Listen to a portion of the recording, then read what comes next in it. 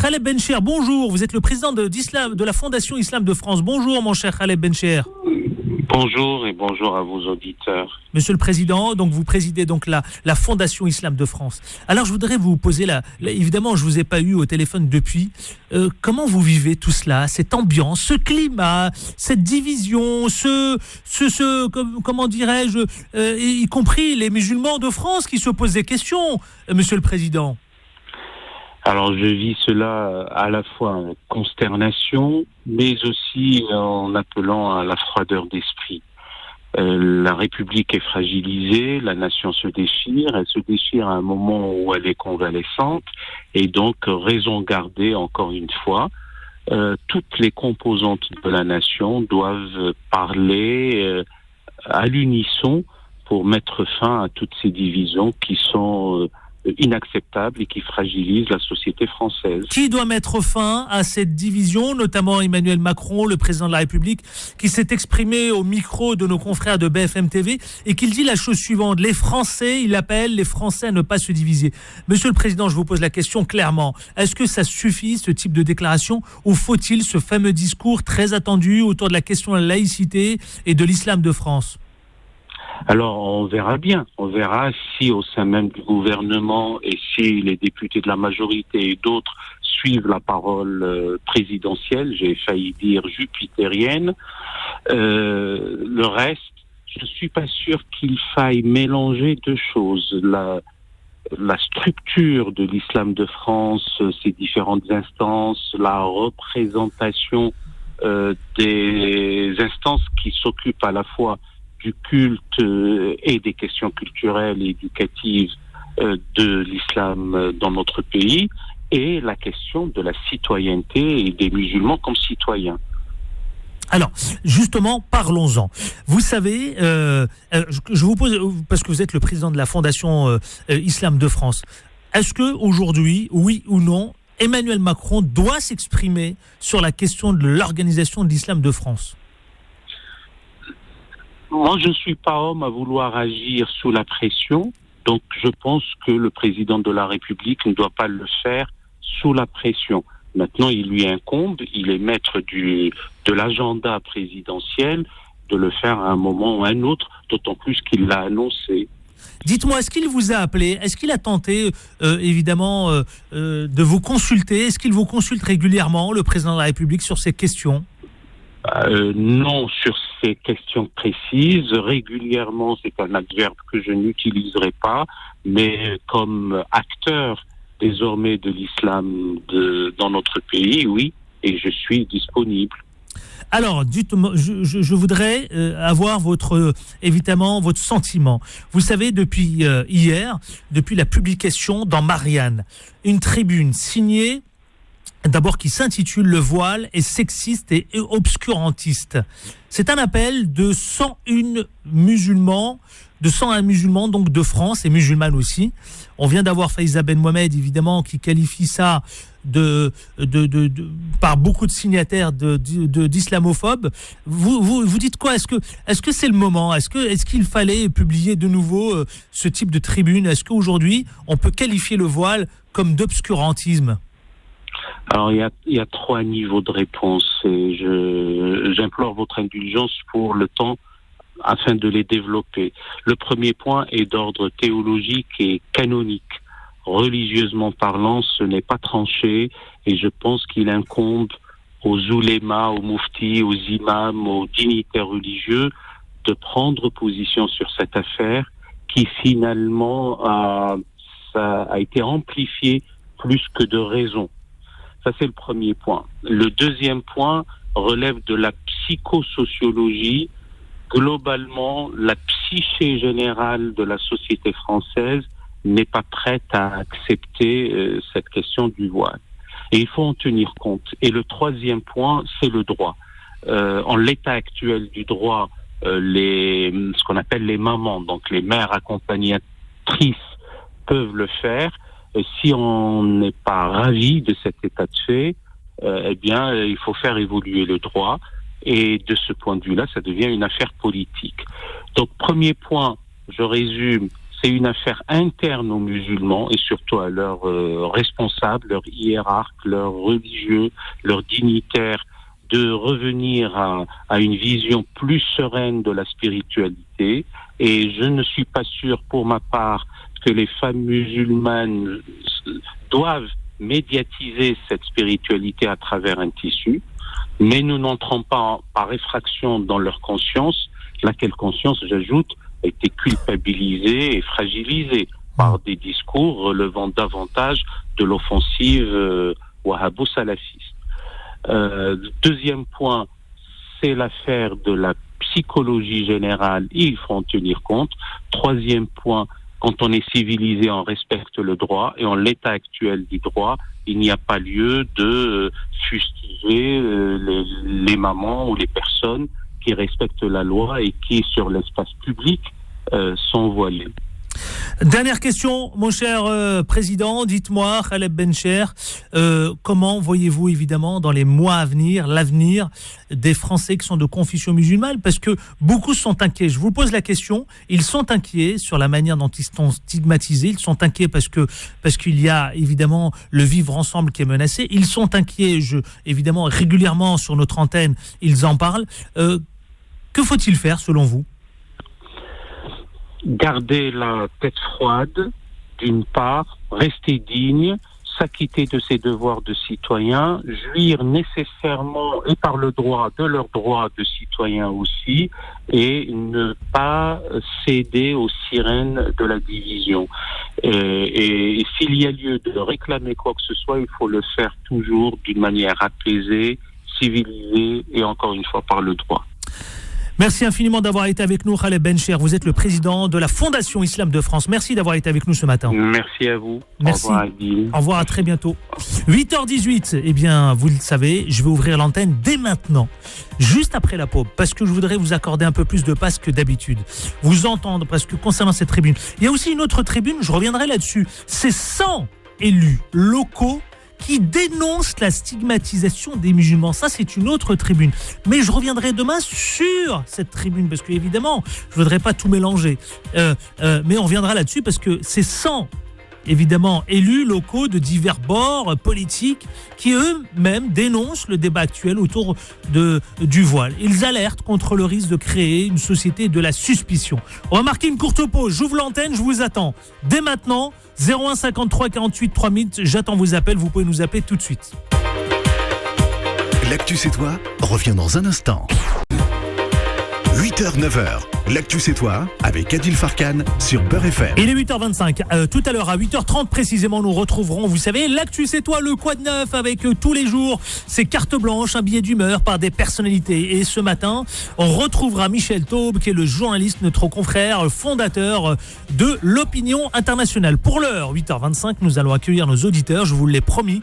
01 53 48 3000, je voudrais vous entendre, nous livrer votre sentiment partout en France, nous dire qu'est-ce que vous en pensez. Alors une tribune a été publiée dans le magazine Marianne qui est l'intitulé suivant: Le voile est sexiste et obscurantiste. L'appel de 101 musulmans et musulmanes de France. Une tribune collective qui dit clairement: Français de culture ou de confession musulmane, humaniste, progressiste et féministe.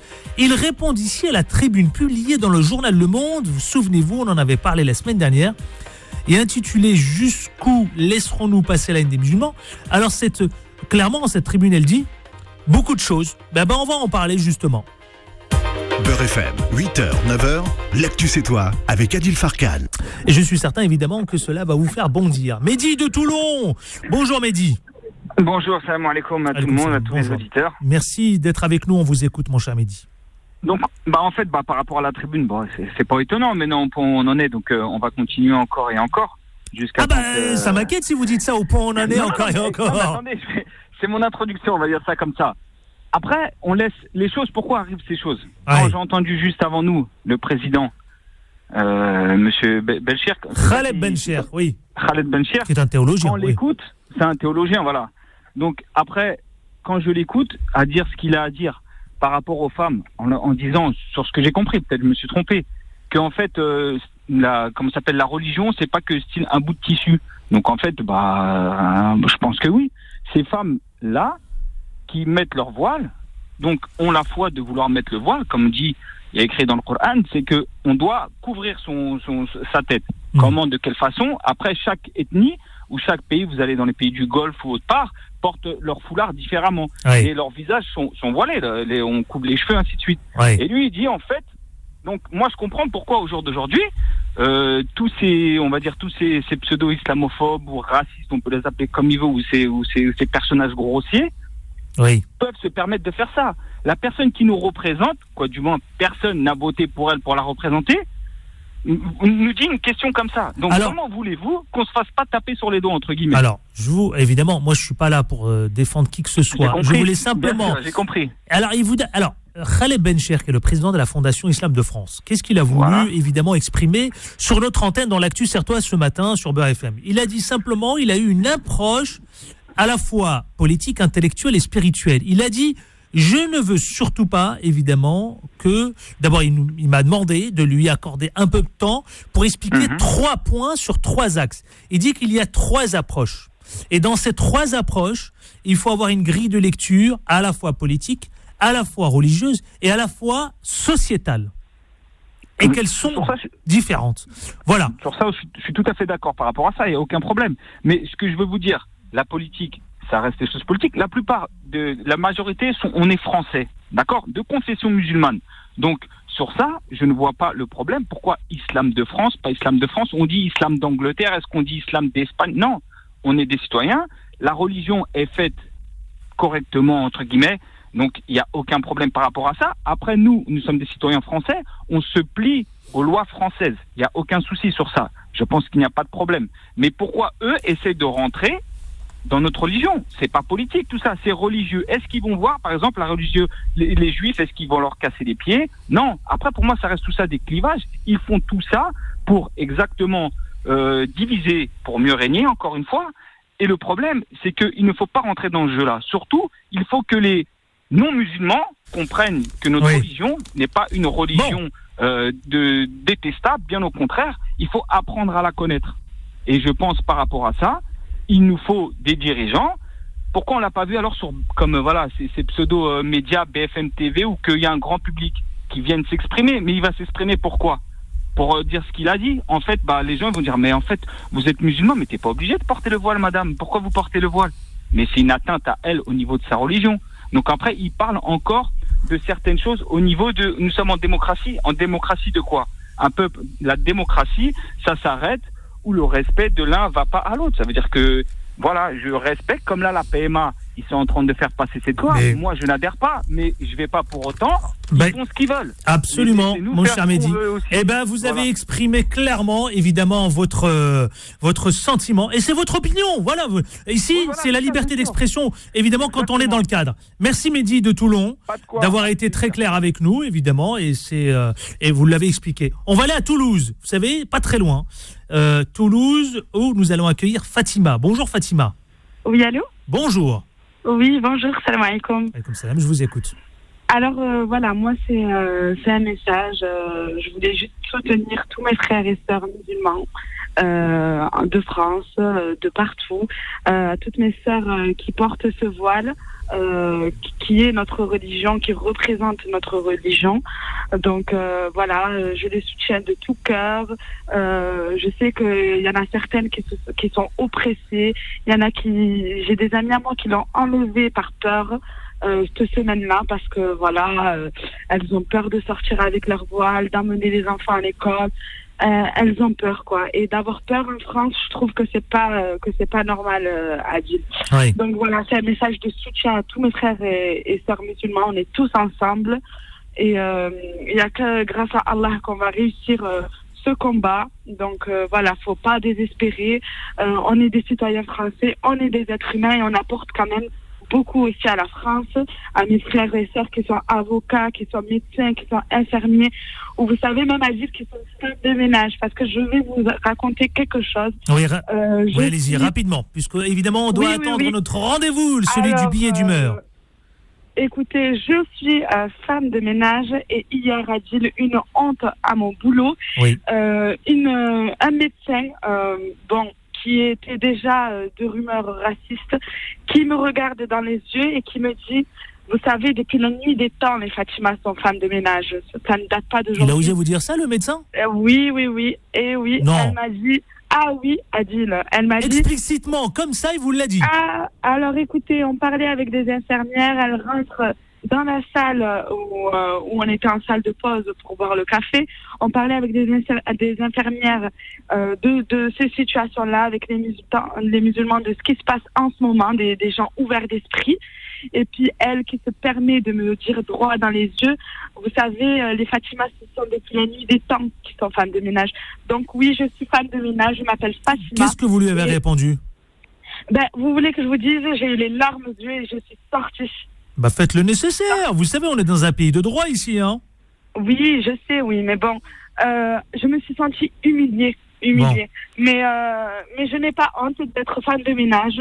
À toutes ces sœurs qui font des bas métiers pour les gens français, je voudrais bien qu'on l'appelle un de ces jours, ce docteur. Moi, je voudrais, non, mais je voudrais comprendre son état d'esprit. Je sais pas. Donc, moi, j'apporte le pain à la maison comme je peux. Je ne suis pas avocate, mais j'ai des frères et sœurs qui sont avocats et j'ai des frères et sœurs qui font le ménage et c'est pas grave. J'apporte le pain comme je peux à la maison. Oui. Voilà, je suis un peu émue. Mais bravo Fatima, bravo, évidemment, c'est une scène d'humiliation qui ne méritait pas effectivement ce genre de propos évidemment extrêmement déplacés, je vous l'accorde Fatima, et c'est vrai. Et vous savez, on est dans un pays de droit où vous pouvez faire valoir évidemment un certain nombre de choses, donc il ne faut pas non plus baisser les bras, baisser la garde, évidemment vous avez pleuré, bien sûr que c'est humiliant. Fatima, comme j'ai l'habitude de dire, il ne faut rien lâcher dans la vie, ma chère Fatima.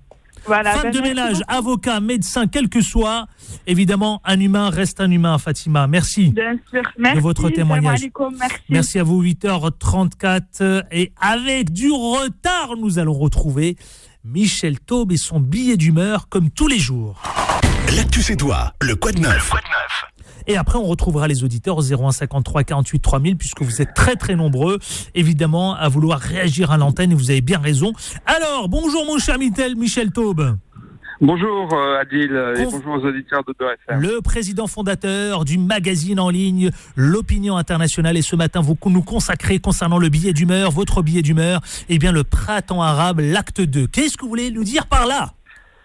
Écoutez, quelque part ça a commencé en France avec les Gilets jaunes il y a un an, lorsque ils se sont soulevés contre la taxe sur le gazole. Eh bien, qu'est-ce qui s'est passé au Liban ? Qu'est-ce qui s'est passé au Liban il y a quelques jours, il y a 6 jours maintenant, parce que le gouvernement a voulu taxer l'application WhatsApp. Eh bien, le peuple libanais s'est soulevé. Et moi, je voulais vraiment adresser un coup de cœur au peuple libanais, qui est en train de faire sa révolution. Son printemps arabe, alors ils le font à l'automne, mais peu importe. C'est absolument extraordinaire ce qui se passe actuellement au Liban. Les médias occidentaux l'ont assez peu relayé d'ailleurs, alors que c'est tout aussi important que ce qui s'est passé en Tunisie en 2011 et dans d'autres pays dans les années suivantes. C'est vraiment très important ce qui se passe au Liban. Ça doit donner du courage également à tous les peuples qui considèrent qu'ils sont opprimés dans leur liberté, parce qu'au Liban, la réalité, c'est que ce grand pays multiconfessionnel, un pays très très ouvert sur le monde, dont la diaspora libanaise est très très importante en France et ailleurs, et bien malheureusement, ils vivent sous le joug d'un système où grosso modo des élites très corrompues se partagent le pouvoir depuis des décennies. Et en fait, cette petite mèche s'est allumée là où on ne l'attend jamais, bien entendu, et lorsqu'on ne l'attend jamais, et ils se sont soulevés. Donc ça doit vraiment servir d'exemple à d'autres pays. Et j'aimerais faire le lien avec le peuple algérien, qui lui-même s'est soulevé depuis maintenant plusieurs mois, qui se bat tous les vendredis, mais pas que le vendredi, pour réclamer sa liberté, pour dire non à des élections, à des pseudo-élections, à une parodie d'élections qui sont annoncées pour le 12 décembre. Je pense effectivement, et puis il y a d'autres pays, en Égypte également des manifestations. Il faut jamais avoir peur de la liberté lorsque le peuple la réclame. Et c'est actuellement ce qui se passe au Liban. Dimanche, à Paris, sur le sein du Trocadéro, il y avait des milliers de Libanais.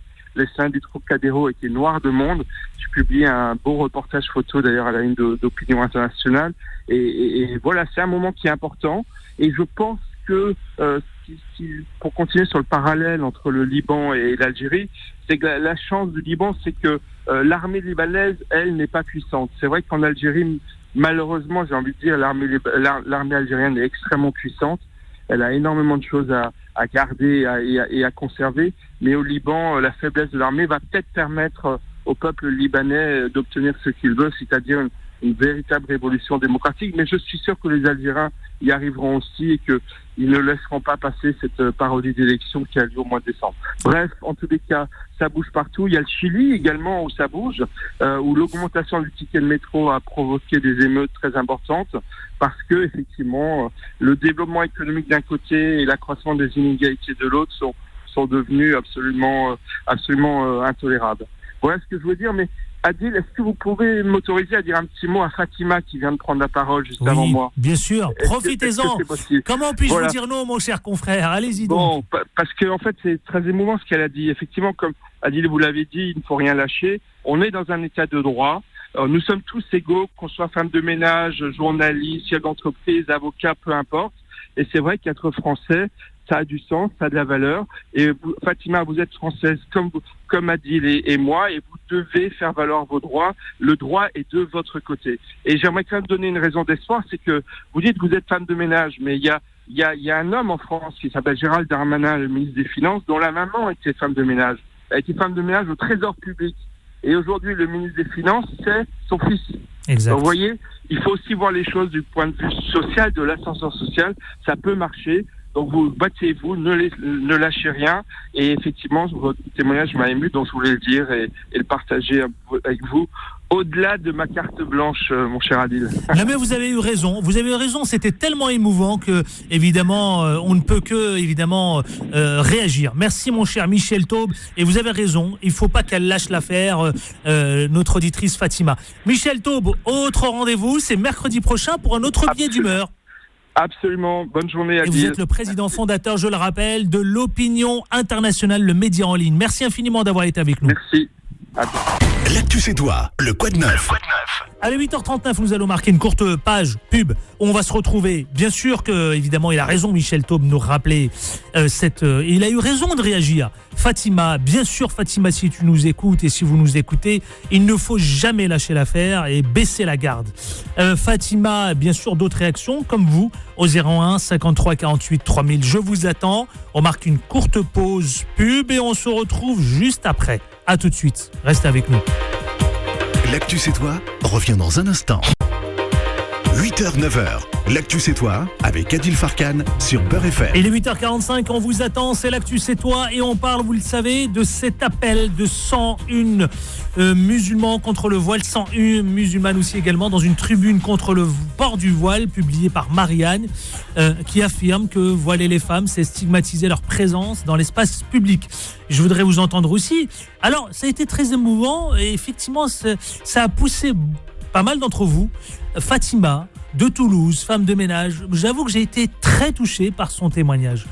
Je vous le redis, Fatima, il ne faut jamais rien lâcher, y compris mon confrère Michel Taube, avec son billet d'humeur, ça l'a poussé à réagir. Eh bien, nous allons en parler aussi. 01 53 48 3000. Beurre FM, 8h, 9h, l'actu c'est toi avec Adil Farkan. Je vais rester à Toulouse et je vais accueillir Amal. Bonjour Amel. Oui, bonjour. Bonjour, je vous écoute, bienvenue. En fait, je voulais réagir par rapport à Fatima, donc je voulais lui apporter mon soutien, en fait. Oui. Et malheureusement, vous dites pas lâcher l'affaire. Mais ça c'est comme souvent, serait comme souvent interprété comme de la liberté d'expression. Et non pas comme une attaque raciste ou autre. Oui. Parce qu'aujourd'hui, la liberté, aujourd'hui, sous couvert de la liberté d'expression, on peut être raciste, attaquer les musulmans. Amal, je suis d'accord. Effectivement, on se cache derrière tout cela, évidemment, cela. Mais on est deux à vous le dire. Il y a mon confrère Michel Taube et moi-même, deux journalistes. Ah, quand même, on connaît un peu le droit. Allez-y, Fatima doit évidemment faire valoir ses droits, tout simplement. Oui, mais c'est ce qui va lui être répondu. C'est ce qu'on va lui répondre. C'est de la liberté d'expression. Non. Je ne peux pas croire ça. Si Fatima nous écoute, Non. évidemment, et qu'elle rencontre des difficultés, voilà, on peut l'accompagner et la mettre, évidemment, avec des personnes qui sont, elles, tout à fait, évidemment, experts sur le sujet et pouvoir intervenir. Voilà, Amal. Très bien. Et par contre, est-ce qu'il est possible de me mettre en relation avec elle? Parce que je suis de Toulouse également et j'ai subi ce type de propos, même plus. Alors, vous savez, elle nous a appelés. Nous, on ne conserve pas les numéros. La seule chose que je peux faire, comment on pourrait se débrouiller? Attendez, Amal.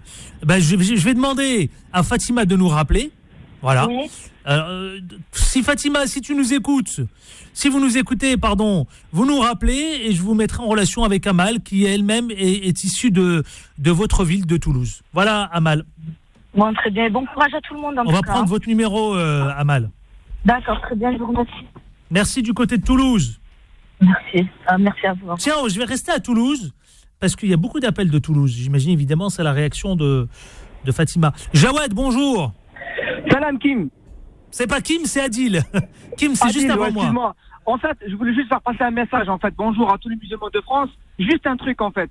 L'homme, il peut mentir, mais l'histoire et l'univers, ils peuvent pas mentir. Oui. La liberté de la France, elle a été bâtie grâce à nos ancêtres, à nous. Les Algériens, les Marocains, les Tunisiens, ils se sont tous battus contre le fascisme allemand, contre le racisme allemand. Donc aujourd'hui, en fait, ce que j'ai envie de dire, on doit nous accepter. Je sais même pas pourquoi on discute. On doit nous accepter. L'islam fait partie de l'histoire de France. Il n'y a pas moyen qu'on en parle. J'entends parler de l'islam tous les jours, islam. Mais ils doivent nous accepter. On est des Français comme tout le monde. J'avais juste envie de faire passer ce message-là. C'est tout, voilà. Eh ben, vous avez raison. Vous l'avez dit avec beaucoup de conviction. Je suis désolé parce que j'entends parler de ça tous les jours et franchement, c'est pesant. J'en ai marre. Mais je sais, je l'entends tous les jours. Mais écoutez, Jawed, vous n'êtes pas le seul. J'ouvre l'antenne volontairement. C'est pour ça que j'ai ouvert l'antenne plus tôt. C'est parce que je sais qu'il y a une espèce de, comment dirais-je, ras-le-bol. Je l'entends. J'en ai marre. J'entends parler de ça tous les jours. Et en fait, le film indigène, pour moi, on est très pauvre par rapport à ça. On ne fait pas passer assez de messages. En fait, il y a beaucoup d'artistes musulmans, mais j'ai l'impression qu'on ne sert qu'à la France, en fait. On ne sert pas à nous-mêmes, on ne sert à rien, en fait. Il faudrait qu'on se fasse tous faire passer des messages. Il faut que tout le monde comprenne qu'on fait partie de la France et qu'il n'y a pas moyen. On est là, on reste là, on est chez nous et on finira notre vie ici. On est français, il ne faut pas en discuter. Voilà. Jawed, merci pour votre témoignage. Allez, excellente journée à toi. Allez, très bonne. Adil. Merci, à bientôt. Merci. Il est bon, Jawed, il est bon. Il a bien rebondi. Nassera de Saint-Germain-en-Laye. Bonjour, Nassera. Oui, bonjour. 01 53 48 3000. Vous êtes très nombreux et c'est évidemment une très bonne chose. Nassera, qu'est-ce que vous voulez nous dire? Eh bien, moi, je voulais dire que, effectivement, comme l'auditeur précédent et les autres, il y a un ras-le-bol général. Moi, j'avoue que je suis interloqué par cette tribune dans Marianne. Tout le monde s'improvise imam, tout le monde sait ce qu'il faut faire et ce qu'il faut pas faire dans la religion musulmane. Je suis vraiment sidérée. La deuxième chose que je voulais dire, c'est que on érige l'islam en religion politique. Moi, je comprends pas. L'islam, il préconise un certain nombre de pratiques rituelles pour adorer Dieu. Chacun pratique sa foi. Nous sommes en laïcité, donc dans un état de droit avec une laïcité, donc chacun a le droit de pratiquer ou de ne pas pratiquer. C'est la libre conscience. Donc je ne comprends pas ce que c'est que cet islam politique. D'ailleurs, sauf erreur de ma part, historiquement, Napoléon s'est inspiré de l'islam pour mettre en place le code civil. Donc il n'y a pas de contradiction ni d'incompatibilité entre l'islam et la République, puisque la République est inspirée de l'islam. Et troisièmement, j'allais dire... Certains diront le contraire, mais bon, je vous laisse exprimer évidemment votre point de vue.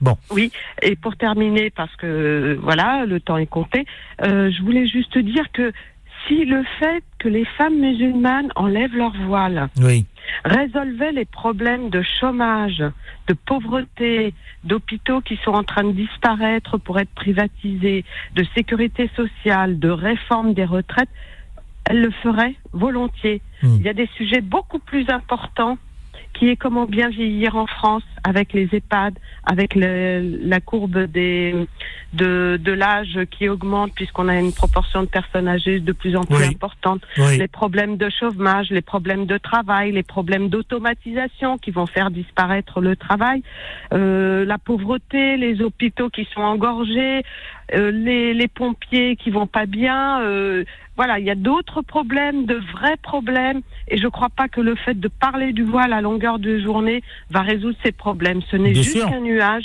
pour masquer tous ces problèmes. Et enfin, pour terminer, il faut qu'on agisse et pas seulement qu'on soit dans la réaction, mais aussi dans l'action. Et il y a beaucoup d'organisations qui se sont mises en place, et notamment, mais pas seulement, le CCIF et puis aussi la plateforme Les Musulmans. Eh bien, message évidemment transmis à l'antenne. Nassera, restez fidèle et puis oui. Oui, et dernière chose, il faut aller voter. Oui, c'est l'appel, évidemment. Il faut aller s'inscrire d'abord et ensuite, évidemment, plus que jamais, vous êtes très nombreux à le souligner. Merci Nassera, du côté de Saint-Germain-en-Laye. Tenez, je vais aller à Boulogne, où je vais accueillir Malika. Vous êtes bien sûr, comme tous les jours, très nombreux à nous appeler au 01 53 48 3000. Malika, bonjour. Oui, bonjour. Bonjour, je vous écoute. Alors moi, je voulais dire, comme la plupart des personnes qui sont intervenues, que j'en ai un petit peu ras-le-bol d'entendre parler du voile, etc., etc.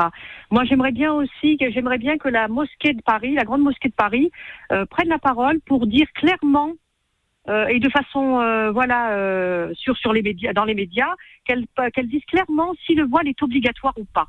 Déjà, ça réglerait pas mal de choses. Oui. Parce que si c'est pas obligatoire, je vois pas pourquoi on polémique là-dessus.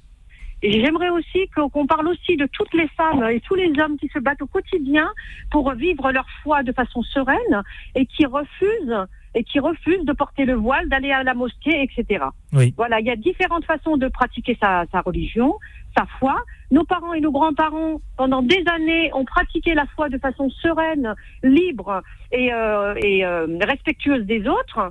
Voilà, et je vois pas pourquoi aujourd'hui le voile est venu comme ça en l'espace d'une dizaine d'années, est venu comme si en fait tout ce qu'ont fait nos parents, nos grands-parents, était à jeter à la poubelle. Moi, je suis désolée, moi je suis ce que m'ont inculqué mes parents, mes grands-parents, ça me suffit largement. Moi, on m'a éduquée dans la foi entre moi et Dieu, et je n'ai pas besoin de signes extérieurs pour montrer que je suis croyante ou pas. La foi, elle est dans mon cœur. Moi, si je crois en Dieu, c'est entre moi et Dieu. J'ai pas besoin d'intermédiaire. D'ailleurs, je crois que dans la religion musulmane, il n'y a pas besoin d'intermédiaire. C'est entre soi et Dieu. Donc, à quoi sert le foulard si ce n'est de revendiquer une religion qui... Vous voulez relancer le débat, Malika, c'est ça? Mais oui, je vais le relancer parce que je trouve que pendant vous avez des raison. années, moi, je pars du principe que les filles qui sont auditrices et qui se sont exprimées sur notre antenne dans l'Actu C'est Toi, elles sont tous les jours. Quand elles le disent clairement, elles disent que je porte le voile, mais c'est par conviction personnelle. Elles sont ni soumises, ni... Non, mais je suis pas trop d'accord avec vous parce que je suis déjà intervenue et je vous ai dit que... Mais moi, je vous livre le message de celles qui viennent à l'antenne nous dire cela. Non, mais je suis d'accord. Sauf que, je vous dis, je suis déjà intervenue là-dessus. Je dis qu'il y a une pression familiale, une pression sociale qui fait que quand vous le portez pas, vous êtes stigmatisé. La communauté, entre guillemets, je n'aime pas, je le dis tout le temps, je n'aime pas le terme musulman parce que j'ai l'impression qu'on revient comme au temps des colonies. Au temps des colonies, les Maghrébins, on les appelait les musulmans, les Français musulmans, les indigènes. Ça fait 50 ans on nous a appelés bougnoul, raton, issus de l'immigration, etc., etc. Et aujourd'hui, de nouveau, on revient en arrière, les musulmans. Je suis désolée, moi, j'ai pas envie qu'on m'appelle musulmane. Je suis une femme, je suis une maman, et si j'ai pas envie de porter le voile, personne n'a à m'obliger. Mais moi, j'aimerais bien que la grande mosquée de Paris, puisqu'apparemment c'est eux qui détiennent le savoir sur cette religion, j'aimerais bien qu'ils viennent. Malika, c'est la fin de l'émission. Est-ce que c'est obligatoire ou pas? Oui, absolument. Alors voilà, je vous ai vous laissé exprimer. Et c'est comme ça aussi l'Actu C'est Toi. Chacun est libre d'exprimer évidemment son opinion et chacun est libre de le livrer comme il l'entend. Mais après, les femmes voilées s'expriment aussi.